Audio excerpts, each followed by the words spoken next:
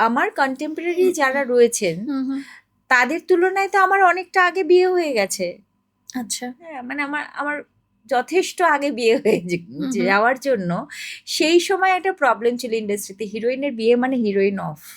ওকে। এখন আমার যারা কন্টেম্পোরারি যাদেরকে আমি বলতে চাইছি, ওরা অনেকটা পরে বিয়ে করেছে, ওরা কিন্তু এই প্রবলেমটা কেউ ফেস করেনি, আমি যেটা করেছি।